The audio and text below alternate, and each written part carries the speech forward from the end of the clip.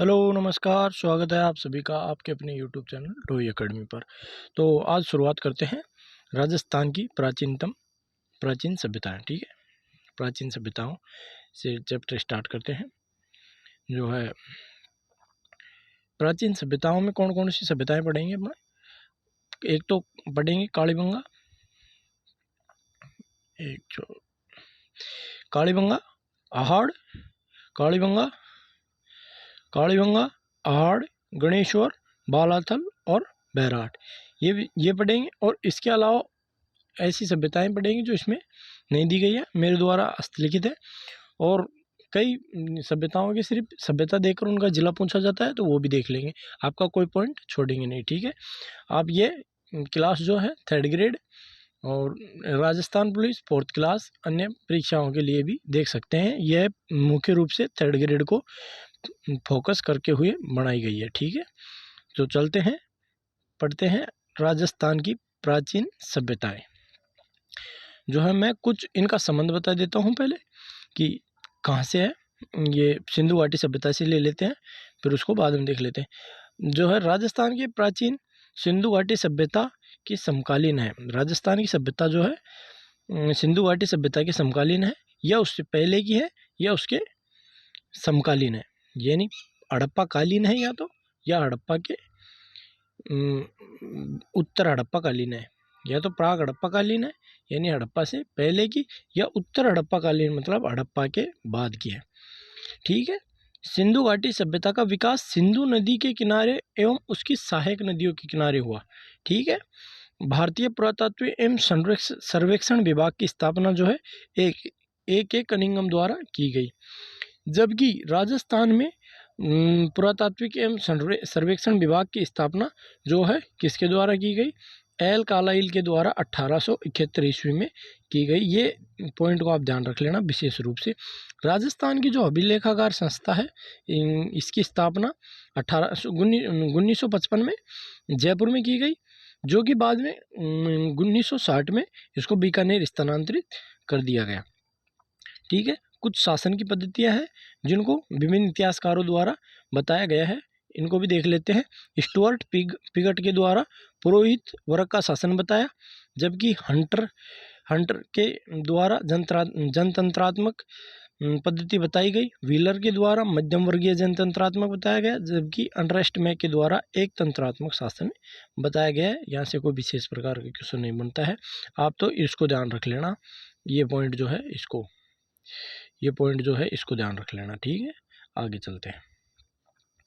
जो है इसकी नस्ल के बारे में बताया गया है, सभ्यता से मानव नस्ल के बारे में बताया गया है कि अस्थियां मिली हैं उसके आधार पर। एक तो बताया गया है भूमध्य सागरीय, प्रोटो ऑस्ट्रेलियाड, अल्पाइन और मंगोलियन। ठीक है, इसको ट्रिक से याद करते हैं। प्रभु से अल्प मांगो, यहाँ देखो लिखते हैं प्रभु से अल्प मांगो। ठीक है, यहाँ से ये क्या है, प्रे से प्रोटो ऑस्ट्रेलियाई, भू से भूमध्य सागरीय, और जो है अल्प से अल्पाइन, और मांगो से मंगोलियन। ठीक है, इस प्रकार से आप याद रख सकते हैं। और जो है वस्तुओं के आधार पर सभ्यताओं का सही क्रम क्या है, वो तो ये है कि पाषाणकालीन सभ्यता सबसे पुरानी सभ्यता मानी जाती है, उसके बाद आई ताम्रयुगीन सभ्यता, उसके बाद आई कांस्ययुगीन सभ्यता, और सबसे बाद में आई लोहयुगीन सभ्यता। यहाँ से बहुत बार क्वेश्चन पहुँच चुका है और अधिकांश बच्चों के गलत होते हैं। वो इससे पूछता है कि पाषाणकालीन सभ्यता कौन सी है, तो पाषाणकालीन सभ्यता बताएंगे बागोर सभ्यता। जबकि ताम्रयुगीन सभ्यता कौन सी है, तो ताम्रयुगीन सभ्यता है आहाड़। ठीक है, ताम्रयुगीन सभ्यता है आहाड़। और कांस्य युगीन सभ्यता का संबंध पूछे तो कालीबंगा से बताएंगे, और लोह युगीन पूछे तो सोनारी। ठीक है,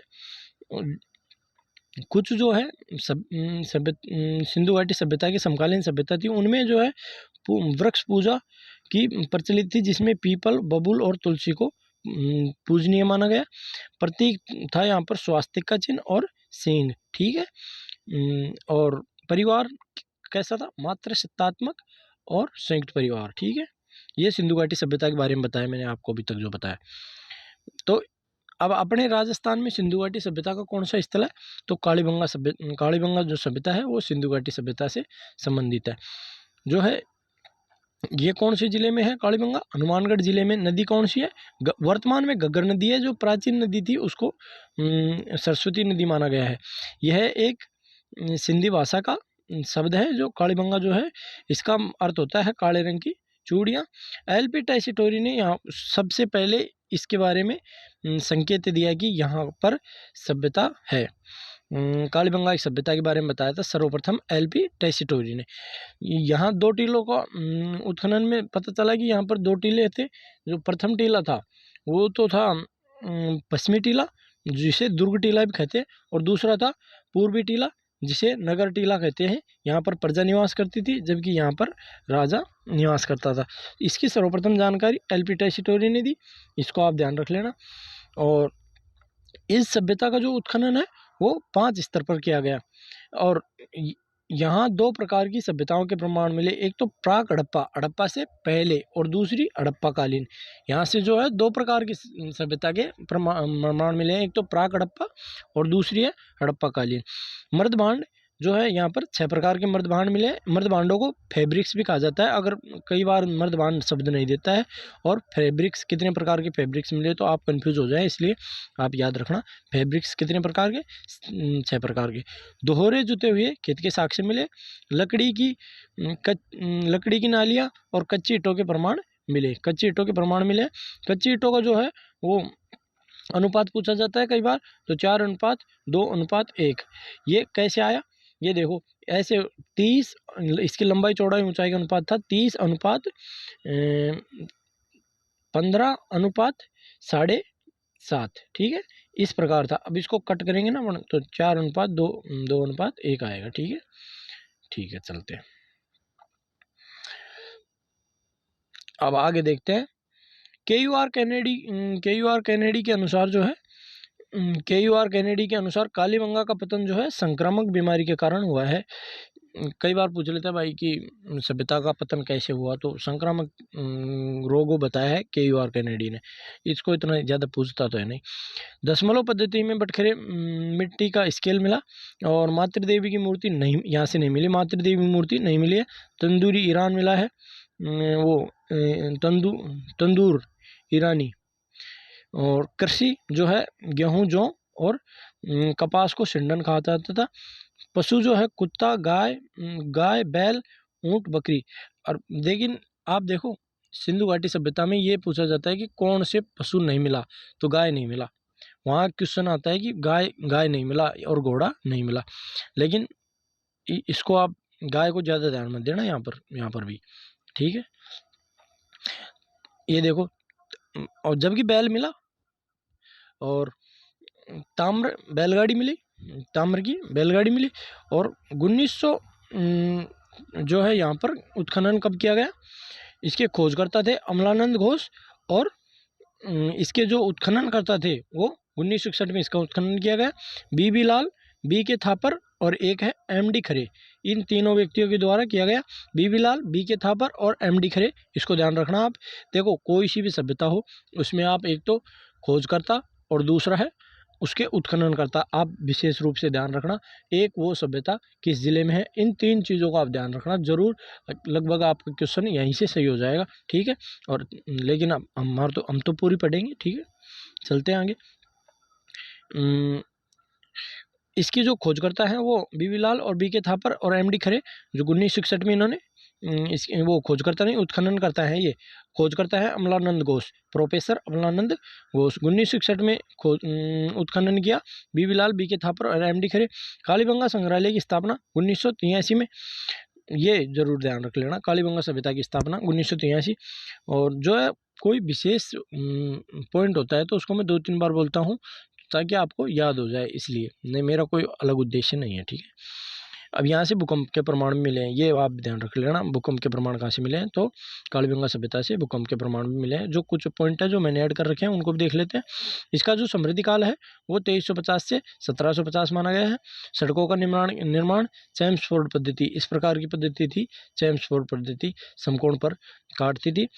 इसे चैम्सफोर्ड पद्धति, ऑक्सफोर्ड पद्धति कहा जाता था। और लकड़ी से निर्मित हल प्राप्त हुआ है। मिश्रित कृषि के प्रमाण प्राप्त हुए हैं। कलश समाधान के प्रमाण प्राप्त हुए हैं। अंडाकार यहाँ प्रकार के 3 प्रकार के समाधान हुए हैं। एक तो कलश समाधान, एक आंशिक समाधान, एक पूर्ण समाधान, ठीक है। और जो है अंडाकार कब्र का निर्माण मिला है, जिसे चिरायु कहा जाता था। युगल शव के प्रमाण मिले हैं, मतलब पति और पत्नी को एक साथ दफनाया जाता था। ये या 2 व्यक्तियों को एक साथ दफनाया जाता था, इस प्रकार कुछ प्रमाण मिले। 7 अग्निवेदिकाएं प्राप्त हुई है यहाँ से, और बेलनाकार मोहरें प्राप्त हुई है, जो कि मेसोपोटामिया सभ्यता के समकालीन थी, ठीक है। मोहरों पर महिमा देवी व चीतों का चित्र मिला है। तंदूर का प्रमाण मिला है, ये मैं आपको बता चुका, ठीक है। अब देख लेते हैं अगला पॉइंट। यह है, अब आती है आहड़ सभ्यता। आहड़ सभ्यता बड़ी इंपॉर्टेंट सभ्यता है, यहाँ से अक्सर क्वेश्चन पुटअप होता है जरूर। राजस्थान में यह सभ्यता उदयपुर जिले में है। आयड़ नदी के किनारे। कौन सी नदी है? आयड़ नदी है। इसका प्राचीन नाम क्या है? ताम्रवर्ती नगरी है। 11वीं सदी में आगाटपुर, वर्तमान में इसको धूलकोट नाम से जाना जाता है। यहाँ पर यह सभ्यता उत्खनित की गई। इसकी खोजकर्ता जो है अक्षय कीर्ति व्यास से 1953 में इसकी खोज की गई, जबकि इसके प्रथम उत्खनन जो हुआ इसका 1956 में R.C. अग्रवाल द्वारा, रतन चंद्र अग्रवाल द्वारा। दूसरा उत्खनन हुआ इसका 1961 में H.D. सांकलिया व V.N. मिश्र द्वारा, H.D. सांकलिया व V.N. मिश्र द्वारा। सभ्यता इसके 8 स्तर पर इसका उत्खनन किया गया। इसे 8 बार उजड़ी या 8 बार वैसी सभ्यता भी कहा जाता है। यहाँ ठीक है, इसको ध्यान रख लेना आप एक बार। इसको R.C. अग्रवाल इसका उत्खनन करता, R.C. अग्रवाल, और H.D. सांकलिया, और इसके खोजकर्ता जो है रतन चंद्र, वो अक्षय कीर्ति व्यास। 1953 में इसकी खोज की गई, ठीक है। अब ये इस सभ्यता में 8 बार उजड़ी और 8 बार वैसी कहा जाता है। यहाँ से 2 जो है विशाल कोठे टाइप में मिले अनाज रखने के, जिसे गोरे एवं कोठे कहा जाता था। अन्नागार थे ये, अन्न भंडार, ठीक है। लाल काले मर्दबान मिले। यहाँ से उल्टी तपाई विधि आप ध्यान रखने ना। उल्टी तपाई विधि कहाँ से मिली? तो ये आहड़ से मिली। 4 मानव मूर्तियाँ, लहंगा पहने हुए महिला की खंडित मूर्ति मिली, ठीक है। और 6 चूल्हे यानी सामूहिक भोजन, संयुक्त परिवार का संकेत मिलता है। हथेली की छाप मिलती है। ईरानी शैली की धूपदानियों पूर्व जन्म के साक्ष्य मिलते हैं। गले हुए ताम्र के ढेर, 79 लोहे वस्तुएं मिली, यानी 79 लोहे की वस्तुएं मिली। ताम्र, कांस्य एवं लोहे युगीन सभ्यता भी के प्रमाण मिले यहाँ से, ठीक है। अब यह सभ्यता जो है 1900 से 1200 ईसा पूर्व की सभ्यता मानी जाती है, जबकि गोपीनाथ शर्मा के अनुसार जो ये सभ्यता है, ये देखो, गोपीनाथ शर्मा के अनुसार यह सभ्यता को 1700 ईसा पूर्व से 1200 ईसा पूर्व के मानी जाती है, ठीक है। गोपीनाथ शर्मा के अनुसार यह सभ्यता थी 1700 ईसा पूर्व से 1200 ईसा पूर्व के लगभग। हाड़वासी कुत्ते को पालते थे, ठीक है, यहाँ से कुत्ते के साक्ष्य मिले हैं। और पाषाणकालीन सभ्यता के प्रमाण नहीं मिले हैं। ये पाषाणकालीन सभ्यता नहीं है। पाषाणकालीन सभ्यता पूछे तो कौन सी है? बागोर सभ्यता पाषाणकालीन सभ्यता है। और आहड़ सभ्यता का विस्तार बालाथल एवं गिलुंड तक है। आहड़ सभ्यता का विस्तार कहाँ से कहाँ तक जो है बालाथल और गिलुंड तक है, ठीक है। इससे जो कुछ पॉइंट है लिखित वो देख लेते हैं। यह सभ्यता जो है एक प्रकार से ग्रामीण सभ्यता थी। यह सभ्यता ग्रामीण सभ्यता थी। यह 8 बार वैसी 8 बार उजड़ी सभ्यता मानी जाती है। टेराकोटा पद्धति में एक बैल की मूर्ति मिली, जिसे बनासियन बुल कहा जाता था। यहाँ से इंडो ग्रीक सिक्के मिले, जिसे अपोलो का चित्र मिला। जो इंडो ग्रीक सिक्के मिले उन पर अपोलो का चित्र मिला, तो इससे यह सिद्ध होता है कि भाई यूनान के साथ में जो है यहाँ पर इनके संबंध थे। और बिना हत्ते वाला मग मिला। गोपीनाथ शर्मा के अनुसार इसका जो है काल बताया गया था वो 1700 से 1200 ईसा पूर्व को बताया गया है। आड़वासी कुत्ते को पालते थे, ये मैंने आपको बता दिया। अब आता है बालाथल। बालाथल सभ्यता जो है वो है उदयपुर में थी, और ये थी आयड़ नदी के किनारे। इसकी खोज जो है 1962 में V.N. मिश्र द्वारा की गई। यहाँ से लाल काले मर्दबान मिले। और 1993 में V.N. मिश्र मतलब वीरेंद्रनाथ मिश्र ने इसकी खोज की। जो है यहाँ से 11 कमरों का एक भवन मिला, विशाल भवन मिला, और परिष्कृत व अपरिष्कृत मृदभांड भी मिले। ठीक है। और बैराट सभ्यता के बाद सबसे प्राचीन कपड़े का जो प्रमाण मिला तो वो यहाँ से, सबसे प्राचीन कपड़े का प्रमाण मिला बैराट से, और उसके बाद मिला बैराट सभ्यता के बाद सबसे प्राचीन कपड़े का प्रमाण कहाँ से मिला, तो ये बालाथल से। विशालकाय भवन का प्रमाण यहाँ से 11 कमरों का भवन था। ठीक है, देख लेते हैं अगला पॉइंट। अब आती है अगली गिलुंड, जो कि राजसमंद जिले में है। ठीक है, यह इसकी खोज की ब्रजवासी लाल और उत्खनन भी इन्होंने किया। ब्रजवासी लाल ने खोज व उत्खनन किया 1957 में। यहाँ से लाल काले मृदभांड मिले, सफ़ेद चकते वाले हिरण, सफ़ेद धब्बे मतलब सफ़ेद धब्बे वाले हिरण की मूर्ति मिली। ठीक है, अब आता है ओजियाना। ओजियाना कहाँ है? भीलवाड़ा में। ये ओजियाना भीलवाड़ा में 2000 में इसकी खोज की गई, और यहाँ से लाल काले मृदभांड मिले, सफ़ेद हाथी की मूर्ति प्राप्त हुई, और डिलेक्स टाइप वेयर मिले। ठीक है, ये आप तो इतना ही ध्यान रख लेना। ओजियाना कहाँ से, ओजियाना सभ्यता का संबंध कहाँ से है, तो ये है भीलवाड़ा से। ठीक है, ओजियाना सभ्यता कहाँ से? भीलवाड़ा से। ईसवाल सभ्यता कहाँ से है, ये भी ध्यान रख लेना। देखो ईसवाल सभ्यता, ईसवाल सभ्यता कहाँ से है, ईसवाल सभ्यता कहाँ से है, तो उदयपुर, ईसवाल सभ्यता उदयपुर। ठीक है, चलो आगे चलते हैं। ये ध्यान नहीं रख लेना भाई, ईसवाल सभ्यता कई बार पूछता है, ईसवाल सभ्यता कहाँ से है, ईसवाल सभ्यता का संबंध कहाँ से है? उदयपुर से। अब आती है बैराट सभ्यता। बैराट सभ्यता बड़ी इंपॉर्टेंट सभ्यता है, इसके बारे में विस्तार से देखते हैं। यह सभ्यता जो है बाणगंगा नदी के किनारे विकसित हुई, और यह सभ्यता पहले जयपुर जिले में थी, वर्तमान में कोटपुतली बहरोड जिले में आती है। मतलब ये कोटपुतली बहरोड यानी बैराट वाला चित्र बैराट है। यहाँ से बुद्ध के साक्ष्य भी बहुत मिले। ये अब देख लेते हैं इसे।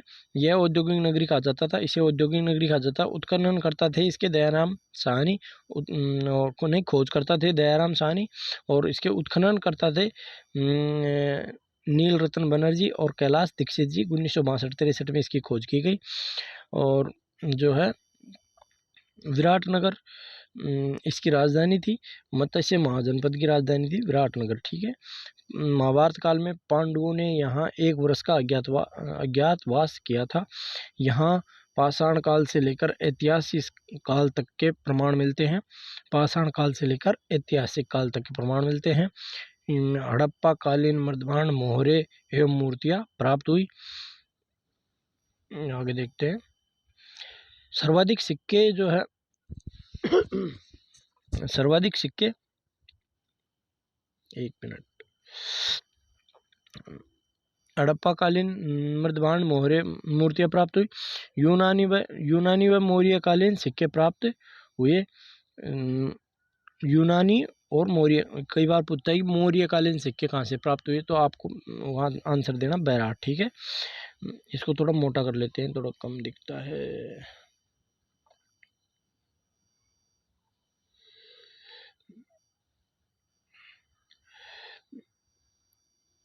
मिनेंडर, सर्वाधिक सिक्के यूनानी राजा मिनेंडर के मिले, और जो है यहाँ से पाषाणकालीन शैल चित्र प्राप्त हुए। शैल चित्रों की अधिकता के कारण बैराट की प्राचीन युग की चित्रशाला भी कहा जाता है। ये बड़ा इंपॉर्टेंट पॉइंट है कि शैल चित्रों की अधिकता के कारण बैराट को प्राचीन युग की चित्रशाला भी कहा जाता है। हूण राजा जो है तोमरान, हूण राजा तोरमान ने बैराट को नष्ट किया था, इसके भी साक्ष्य प्राप्त होते हैं। जो है शंख लिपि को गुप्त लिपि, शंख लिपि या गुप्त लिपि के प्रमाण प्राप्त यहाँ से होते हैं। गुप्त मुगलकालीन तांबे के सिक्के की टकसाल थी यहाँ पर, वो भी प्राप्त होती है। ठीक है, आगे चलते हैं। जो है यहाँ से मुगल बौद्ध स्तूप, यहाँ से बौद्ध स्तूप, बौद्ध चैत्य, बौद्ध विहार, बौद्ध मंदिर के साक्ष्य, स्वर्ण मंजूषा, यहाँ से एक सोने की पेटी मिली है जिससे साक्ष्य प्राप्त होते हैं बौद्ध के। बौद्ध धर्म से संबंधित साक्ष्य प्राप्त होते हैं। 634 ईसा पूर्व में चीन यात्री एंगसांग ने बैराट की यात्रा की तथा अपने ग्रंथ शियुकी में बैराट को पार यात्रा कहा तथा बैराट में 8 बौद्ध केंद्रों का उल्लेख किया। बैराट में 8 बौद्ध केंद्रों का उल्लेख किया। सम्राट अशोक के 2 शिलालेख प्राप्त हुए हैं यहाँ से, एक तो बाबरू शिलालेख, एक बीजक की डोंगरी का शिलालेख। ये जो है बाबरू शिलालेख, इसको कैप्टन बर्ट ने 1837 में खोजा। यह शिलालेख कलकत्ता के रॉयल एशियाटिक सोसाइटी के संग्रहालय में सुरक्षित है। यह संग्रहालय अशोक के मगध राजा का कहा जाता है। अशोक स्वयं को बुद्ध का उपासक कहता था और अशोक स्वयं को बौद्ध का उपासक कहता था। बुद्ध धम्म संघ के प्रति श्रद्धा प्रकट की। बाबरू शिलालेख बीजक की पहाड़ी से प्राप्त हुआ। कहाँ से प्राप्त हुआ? बीजक की पहाड़ी से प्राप्त हुआ। ठीक है। अब एक दूसरा शिलालेख जो है यह है 1871-72 में मिला। इसको एल कालाइन ने खोजा और भीमजी की डूंगरी जयपुर से प्राप्त हुआ। ठीक है, आगे चलते हैं। अब आता है गणेश्वर सभ्यता। गणेश्वर सभ्यता जो है ये नीम का थाना जिले में थी, लेकिन वर्तमान में जो है इसको जिले को कैंसिल कर दिया गया है और तो ये है सीकर जिले में है। ये कौन सी नदी के किनारे है? कांतली नदी के किनारे है। इसकी खोज जो है कब की गई? इसकी खोज 1977 में रतन चंद्र अग्रवाल द्वारा की गई और मछली पकड़ने का कांटा प्राप्त हुआ है यहाँ से। पत्थर का बांध, सर्वाधिक ताम्र वस्तुएं बनाने का कारखाना, पत्थर के बाणाग्र और ये देखो पत्थर के बाणाग्र, दोहरे घुमाव वाली सुई आदि मिली। मर्दभांड, काले रंग के मर्दभांड मिले जिसे कपि सवर्णी कहा जाता था।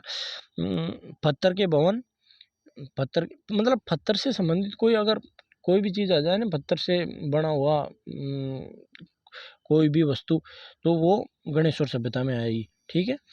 इस सभ्यता को ताम्रयुगीन सभ्यता कहा जाता है। इस सभ्यता मतलब और पुरातत्व का पुष्कर भी कहा जाता है। ठीक है, इसे पुरातत्व का पुष्कर भी कहा जाता है। अन्य जो प्रमुख स्थल है उनको भी देख लेते हैं। जयपुर में एक स्थल है, इसका नाम है जोधपुरा। ये साबी नदी के किनारे है।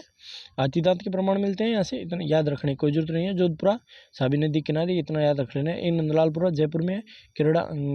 किराड़ोत ये भी, और ये चिचड़ी आवास ये भी जयपुर में आती है। ठीक है, अब आगे देखते हैं। हनुमानगढ़ से 2 सभ्यताओं मिले, एक तो रंगमहल, एक पीलीबंगा और एक थी कालीबंगा। ठीक है, जो है यहाँ से ये कोई ज़्यादा पॉइंट याद रखने की इतनी जरूरत है नहीं। और इसकी खोज जो है हन्नारिड के नेतृत्व में एक स्वीडिश दल के द्वारा की गई, 1952 में की गई।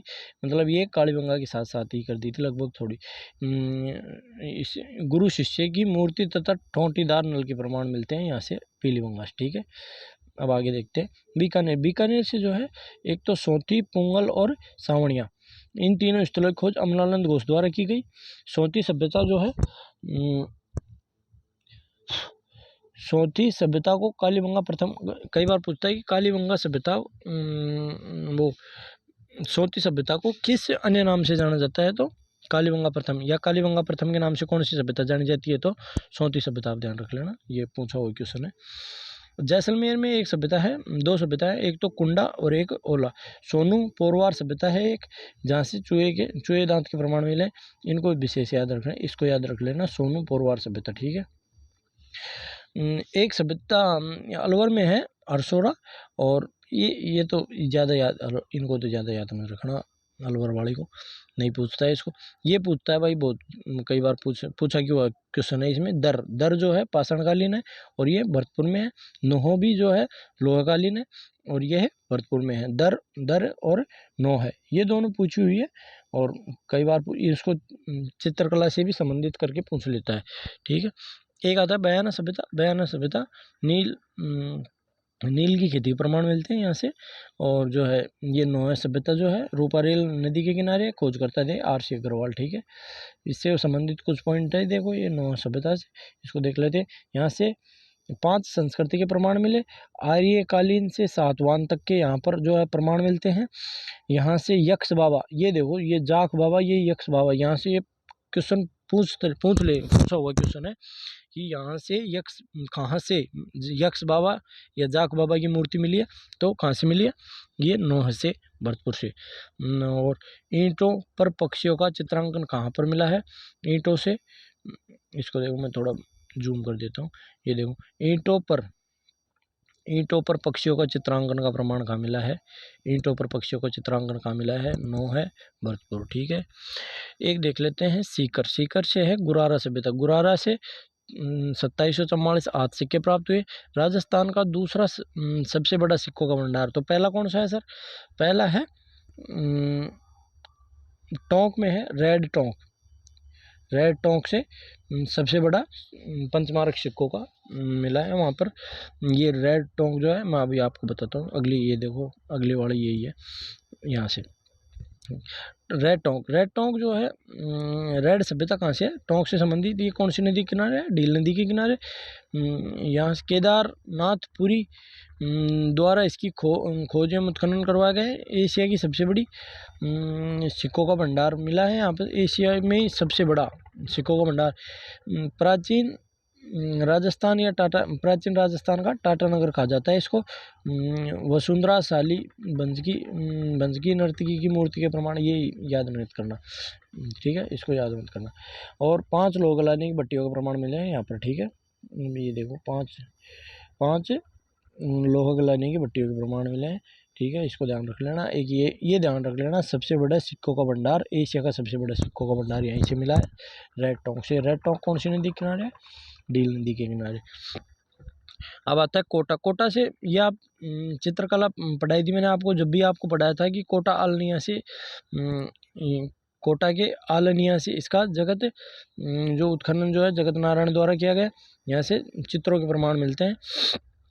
और बूंदी गरदड़ा से यहाँ से बर्ड राइडिंग रॉक पेंटिंग के प्रमाण मिलते हैं, यानी पक्षियों की चित्रकला का प्रमाण मिलता है यहाँ से। बूंदी से झालावाड़ जो है, झालावाड़ से है कोटड़ा दीपक शोध संस्थान द्वारा वर्ष 2000 में उत्खनन करवाया गया, जो यहाँ से कोटड़ा से। और ये पूछ लेता है भाई कोटड़ा सभ्यता का संबंध कौन से जिले से है, तो झालावाड़ से। भीलवाड़ा जो है भीलवाड़ा से बागोर सभ्यता, इसका जो है उत्खनन 1967 में इसका जो उत्खनन 1967 में वीएन मिश्र द्वारा किया गया। कौन सी नदी के किनारे, कोठारी नदी के किनारे। यहाँ से मध्य पाषाणकालीन तथा पशुपालन, देखो आप ये मध्य पाषाणकालीन तो है, ये पूरा पाषाणकालीन भी आ जाए तो इसको करना आपको। और यहाँ से पशुपालन के अवशेष भी मिले हैं। ठीक है, पाषाणकालीन सभ्यता कौन सी है, बागोर, तो और पशुपालन के साक्ष्य भी मिले हैं यहाँ पर, तथा कृषि देखो ये कृषि के प्रमाण भी मिले हैं। ठीक है, अब आगे चलते हैं। चित्तौड़गढ़ देखो ये बागोर सभ्यता के बारे में आपको थोड़ा और बताऊंगा। ये देखो ये लिख रखा मैंने। बागोर सभ्यता जो है भीलवाड़ा की कोठारी नदी किनारे जो है अवशेष व प्रमाण बागोर सभ्यता का जो है 5000 ईसा पूर्व के पहले के माने जाते हैं। यहाँ से पशुपालन के प्रमाण भी मिलते हैं। बागोर सभ्यता का उत्खनन 3 स्तरों पर किया गया। बागोर सभ्यता का जो उत्खनन 3 स्तरों पर किया गया, एक तो 5000 से 2000 ईसा पूर्व को माना जाता है, फिर दूसरा जो है 2000 ईसा पूर्व से 500 ईसा पूर्व का माना जाता है, और दूसरा जो है 500 ईसा पूर्व के बाद का माना जाता है। ठीक है, यहाँ से जो है आप इतना ही ध्यान रख लेना, 3 वो है, मतलब 3 स्तरों पर किया गया। अगर इसको ज़्यादा डिटेल में देखना चाहता है तो देखना चाहते हो तो लो अभी मैं आपको इसको बता देता। जो है ये प्रथम स्तर था, इसको जो है तांबे के उपकरण प्राप्त हुए। यहाँ से मानव वस्तुओं को उपभोक्ता के रूप में और तथा शवों की स्थिति पूर्व से पश्चिम प्राप्त हुई। ये इतना ज़्यादा पूछता नहीं है, इसको बागोर सभ्यता को सिर्फ इतना पूछता है इसका स्तर उसका उत्खनन कितने स्तरों पर किया गया, तो 3 स्तरों पर किया गया। लेकिन फिर भी देख लेते हैं, दूसरा देखते हैं। यहाँ से 2000 से 500 ईसा पूर्व के मध्य लोहे के उपकरण प्राप्त हुए यहाँ से, इसलिए आप ये देखो यहाँ तो मिले थे तांबे के उपकरण और यहाँ मिले हैं लोहे के उपकरण। पशुपालन एवं कृषि के प्रमाण तो यहाँ से मिली है। मटमैले रंग का मृदभांड प्राप्त हुआ है, जो कि हाथों से निर्मित था। मानव उपभोक्ता के साथ साथ उत्पादक भी बन गया था। ठीक है, यहाँ पर और 500 ईसा पूर्व के बाद जो है मर्दभांड चाक से निर्मित किया जाने लगा और शवों की स्थिति उत्तर से दक्षिण की जाने लगी। और जो है यहाँ पर देखो शवों की स्थिति पाँच मतलब पूरा पाषाण काल में क्या था यहाँ पर, पाषाण काल में थी कि शवों की स्थिति पश्चिम से पूर्व से पश्चिम यानी पूर्व से पश्चिम थी, जबकि ये नव युग में आने के बाद में ये इनकी उत्तर से दक्षिण हो गई थी शव की स्थिति। ठीक है, यहाँ पर 14 कृषियों का प्रमाण मिला है, स्वास्तिक का चिन्ह मिला है और 14 कृषियों का प्रमाण, स्वास्तिक का चिन्ह और 4 लोहे के उपकरण मिले। बागोर सभ्यता को महासतियों का टीला, ये ध्यान रखना, कौन सी सभ्यता को महासतियों का टीला कहा जाता है, तो बागोर सभ्यता को महासतियों का टीला कहा जाता है। और आदिम संस्कृति का संग्रहालय कहा जाता है। और बांका सभ्यता जो है ये देख लो, अब ये सभ्यता अलग है, बांका सभ्यता इसको इससे जोड़ना। बांका सभ्यता का संबंध भी भीलवाड़ा से, अलंकृत गुफा के प्रमाण बांका सभ्यता से। कुराड़ा सभ्यता जो है नागौर से, ईरानी सभ्यता के संबंध तथा ये आप तो ये ध्यान रख लेना, कुराड़ा सभ्यता नागौर। ठीक है, इसको 1 मिनट हटाते हैं। ये देखो सौती सभ्यता मैंने आपको बता दी। सौती सभ्यता को कालीबंगा प्रथम के नाम से जाना जाता है, जो कि बीकानेर से संबंधित है। ईसवाल सभ्यता जो है यहाँ से ऊँट के दांत के प्रमाण मिले हैं और जो ये है उदयपुर से संबंधित है, ये भी मैं आपको बता चुका। और ये है डीडवाना जायल सभ्यता, ये डीडवाना कुचामन जिले में और पहले नागौर जिले में थी। पुरापाषाणकालीन सभ्यता है, ये जो है सभ्यता पुरापाषाणकालीन सभ्यता है। ठीक है, अब एक मैं बीच में छोड़ गया था, उसको देख लेते हैं, सॉरी। ये देखो यहाँ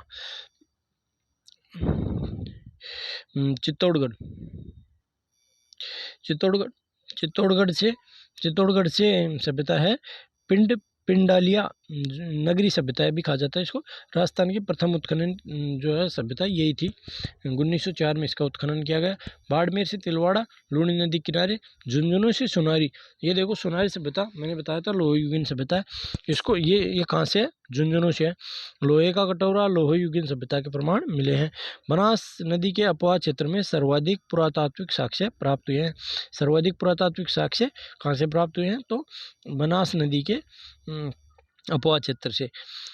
अब आता है राजस्थान में जनपद, ये इनका संबंध भी वैसे सभ्यता से नहीं है, लेकिन इनसे प्रश्न आता है कि कौन सा जनपद कौन से जिला कौन से जनपद के अंतर्गत था या फिर उनकी राजधानी क्या थी। ठीक है, तो इसको भी देख लेते हैं। राजस्थान में आर्य जातियां जनपद के रूप में व्यवस्थित थी। प्रमुख जनपद थे जो एक मत्स्य जनपद था, इसका विस्तार अलवर, भरतपुर और जयपुर करौली जिलों में था। मत्स्य जनपद की प्राचीन राजधानी थी उपाल्यवय। विराट नामक राजा ने विराटनगर को राजधानी बनाया तथा पांडवों को अज्ञातवास 1 वर्ष, पांडवों ने यहाँ पर अज्ञातवास जो है 1 वर्ष का, अंतिम 1 वर्ष का यहाँ पर ही बिताया था। महाभारत एवं शतपथ ब्राह्मण के अनुसार मत्स्य जनपद में लंबे समय तक राजतंत्रात्मक शासन प्रणाली का प्रचलन रहा। ठीक है, ये आप इतना ध्यान रख लेना। कौन कौन से जिले आते हैं इसमें, अलवर, जयपुर, भरतपुर, करौली। ठीक है, ये तो जिले हैं। इसकी राजधानी थी विराटनगर। ठीक है, और पांडवों ने यहाँ पर 1 वर्ष का अज्ञातवास काटा था। ठीक है, अब आता है सीवी जनपद। आप इतिहास पढ़ेंगे जब देख लेना, सीवी जनपद पढ़ाएंगे आपको। सीवी जनपद में कौन कौन से आते थे, भीलवाड़ा और चित्तौड़गढ़ के आसपास के क्षेत्र को सीवी जनपद के अंतर्गत रखा जाता था। सीवी जाति का सर्वप्रथम उल्लेख ऋग्वेद में मिलता है। सीवी जाति का सर्वप्रथम उल्लेख कौन सी कहाँ मिलता है, ऋग्वेद में मिलता है। सीवी जनपद की राजधानी मध्यमिका, सीवी जनपद की राजधानी क्या थी, मध्यमिका या नगरी, जो कि वर्तमान में चित्तौड़गढ़ में है। नगरी के आसपास इस जनपद के सिक्के प्राप्त हुए। इनकी मुद्राओं पर स्वास्तिक या बैल के साथ अंकन मिलता है। ठीक है, सूरसेन जनपद कौन सा था, ये अपने ये इसका अस्तित्व उत्तर प्रदेश में था। ये सूरसेन जनपद था जो उत्तर प्रदेश में था। राजस्थान में इसमें भरतपुर, धौलपुर, करौली का भूभाग शामिल था। इसकी राजधानी जो थी मथुरा थी, ठीक है, सुरसेन। इसमें अपने धौलपुर और करौली जिले आते थे और भरतपुर का भरतपुर के कोई छोटा सा हिस्सा आता होगा, ठीक है, ज़्यादा इसका ये था। मालवा जनपद, मालवा जनपद जो है ये राजस्थान ऐसे बनता है, सॉरी एक मिनट, राजस्थान को मैं बताता हूँ एक बार मैप बना के। ये राजस्थान का मैप है इस प्रकार। तो ये जो क्षेत्र है ये मालवा क्षेत्र कहलाता है, कोटा बूंदी वाला क्षेत्र। तो यहाँ से जो है मालवा क्षेत्र को देख लेते हैं। मालवा जनपद, इसकी राजधानी रावी, चिनाब नदी के संगम क्षेत्र पर जब सिकंदर ने भारत पर आक्रमण किया तब ये भागकर नगर टोंक में क्षेत्र में आ गए। राजस्थान में सर्वाधिक सिक्के मालवा जनपद के प्राप्त हुए और कारकोट नगर को मालवों ने अपनी राजधानी बनाया। 225 ईसा में यानसा यूप अभिलेख के अनुसार मालवा जनपद के राजा श्री सोम षष्ठी राज यज्ञ को संपन्न करवाया। मालवा जनपद में गणतंत्रात्मक शासन व्यवस्था प्रारंभ थी। ये देखो आप, गणतंत्रात्मक शासन व्यवस्था थी मालवा जनपद में, ठीक है, ठीक है। और अब आता है योधे जनपद। योधे जनपद में जो है अपने गंगानगर और हनुमानगढ़ का क्षेत्र आता था। योधे जनपद में गंगानगर और हनुमानगढ़ का क्षेत्र आता था, शामिल था। इस जनपद के बाद में गुप्त साम्राज्य के अधीन हो गया ये, ठीक है, और योधे जनपद के बाद ये गुप्त साम्राज्य में विलीन हो गया, ठीक है। अब आता है कुरु जनपद। कुरु जनपद जो है ये हरियाणा क्षेत्र में है, कुरु वहाँ से संबंधित है।